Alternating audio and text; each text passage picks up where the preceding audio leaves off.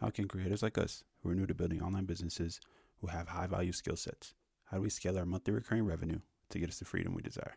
That is the question, and this newsletter will give you the answers. Be sure to subscribe if these are the types of answers you seek. My name is Boise Gordon, and welcome to episode 17 of Boise Talks Business. Episode 17. I started my company and hired out of fear. A conversation on attracting and evaluating talent for a company. In the last episode, I discussed arguably the most important skill in a business. It's just patience, being willing to wait it out and allow compounding to take its effect. I'll go over a little bit of the areas where compounding and just delayed gratification can help a business grow. Customer acquisition, not rushing the sale, not being salesy. That's where manipulation tends to come from, is taking shortcuts on that process. Business strategy, just making sure you're not changing it before you can get actual information to tell you if it's working or not. Oftentimes, especially in the beginning of a business, you never really know what is what, right? So it helps to just stick with something for a long enough time to see it actually turn into something or not turn into something. And then motivation, a lot of people look at their clock when they're working, how long have I been working? Oh, how long do I have left? That's kind of like the employee mindset, right? If you're running your own business,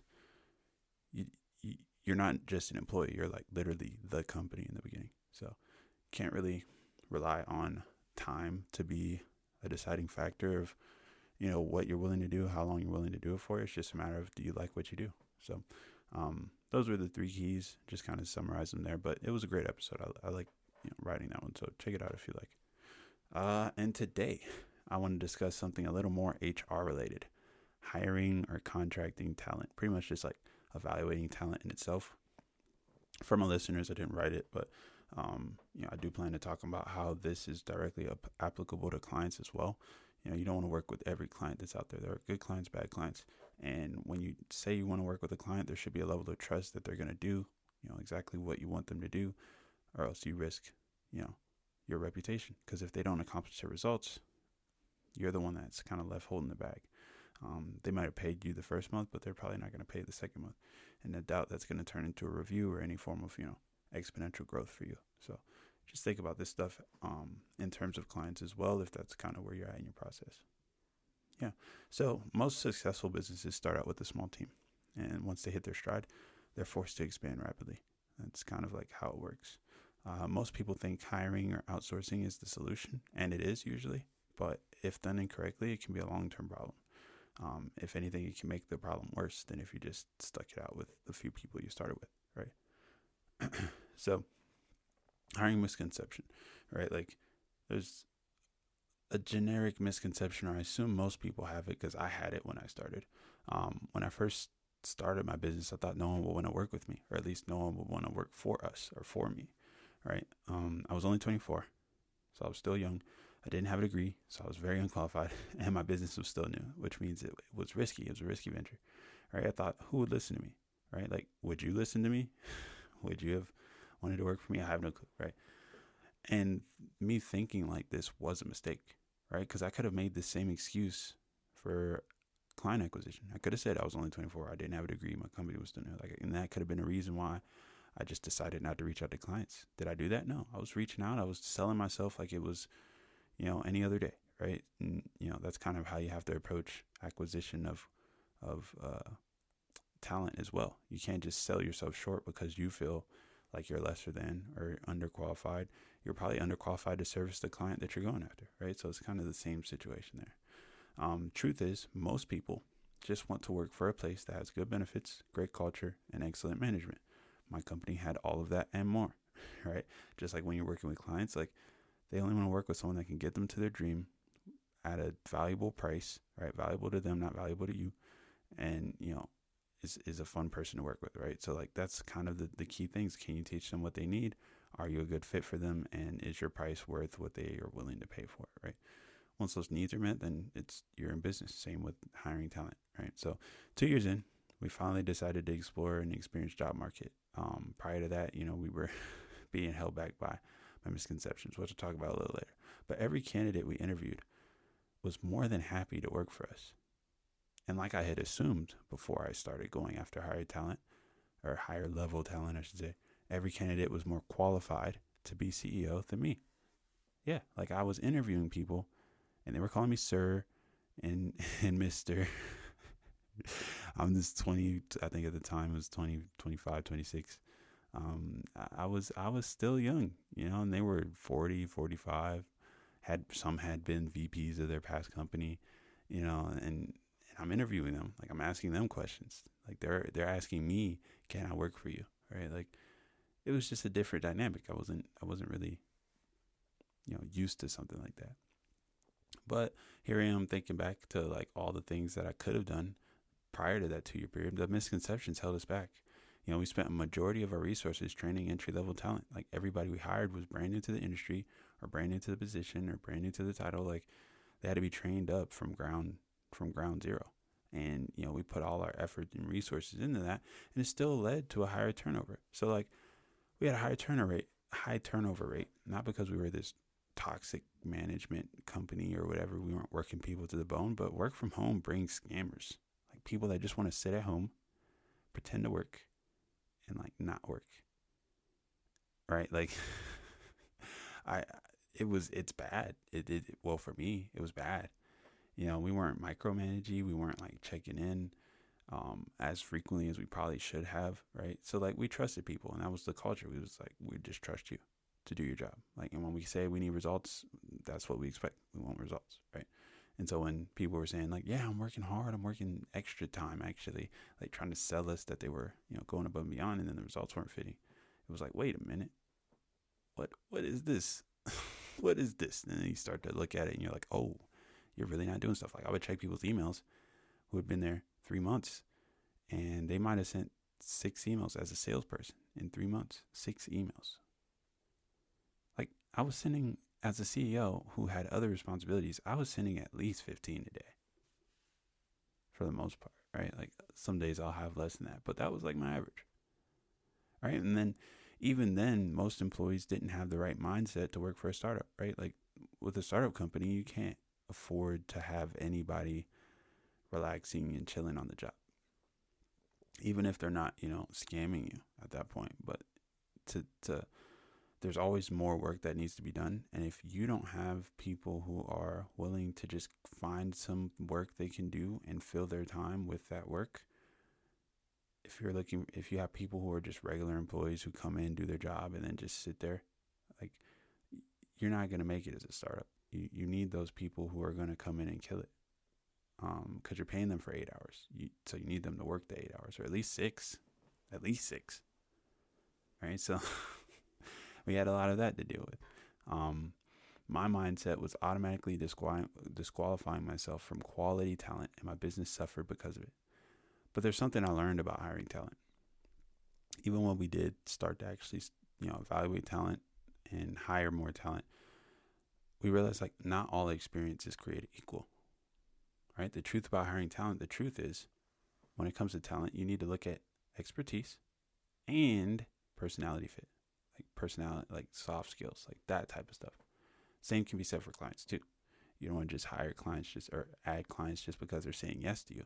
You also want to evaluate their fit with you. You should be interviewing them as well. Are they going to do the work? Are they qualified for the service you offer? Right? If they're starting from square one, is that the service you're offering? If you're starting from more of an experienced entrepreneur, well, maybe square one isn't where you need to start, because you're going to deal with a lot more problems, a lot different problems than if it was someone who kind of already knows what they want to do, right? So whether you're working with someone one-on-one, like maybe you're hiring one person to work with you, or introducing them to an established team, maybe you already have a team, their personality traits need to work in harmony with everyone's. Like, there doesn't need to be a mix-up, because you're not in their face as a remote business owner, I'm assuming. Right. So there is going to be misconceptions if they're not on the same page as you. You might say, hey, I would like it if you did this. And they might hear someone who's micromanaging, even though you're just coming at them with just some added advice. So, perception is key, and having someone that's on the same page as you definitely helps with misconceptions, right? So over a 3-year span, we probably onboarded about 13 new faces to our company. And it was always great on the interview. Everybody aced the interview. We made sure of that, right? But you never truly know someone until you begin working with them. Or so we thought. That's what we thought.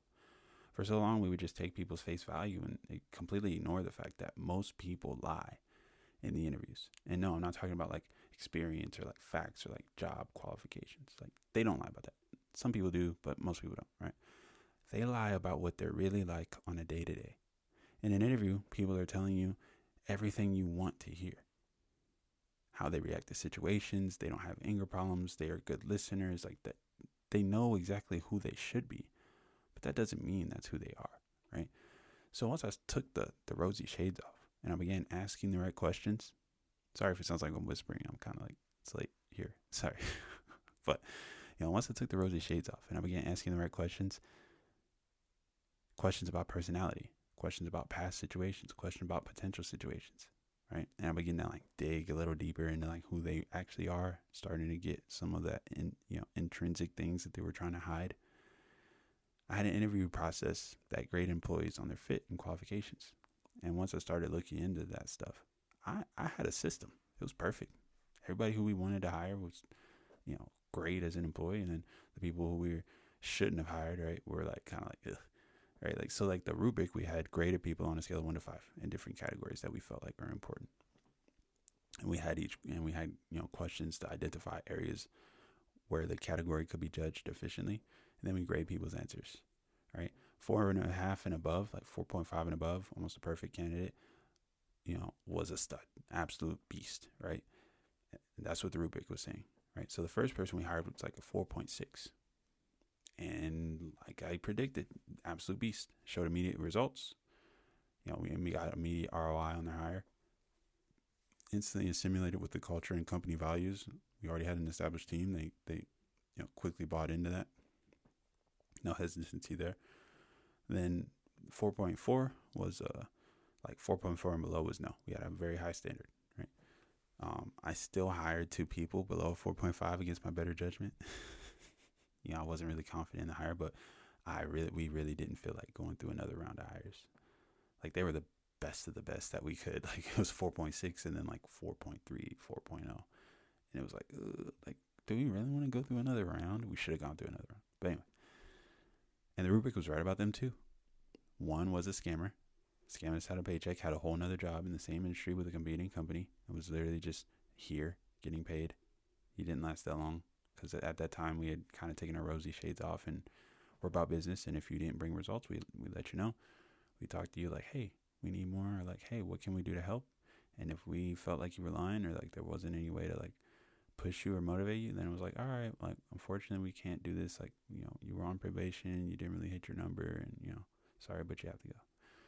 And the other person just couldn't learn the material or produce results. It wasn't like he wasn't trying. He was here every day. He was calling nonstop. We got our phone monitoring system set up.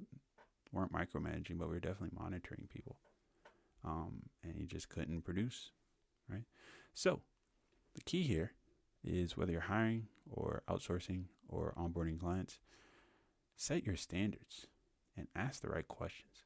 Like make sure you have that stuff like summed up so you can grade people against that. And make sure you're asking questions that get to the bottom of who they actually are in real life, not just who they want to pretend to be on the interview. Right? Cool. So that's all I have for you guys.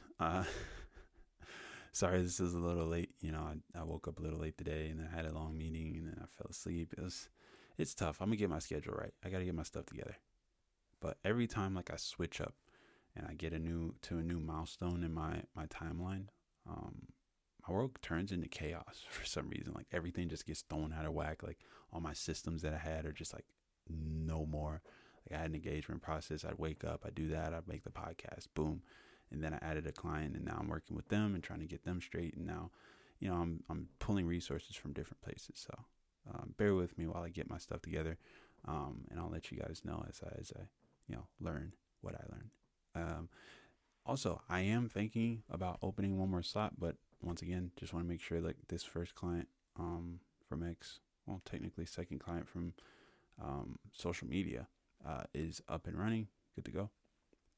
So if you are interested in filling that slot, just reply scale to the email if you're a part of the Substack, or DM me on X or Substack.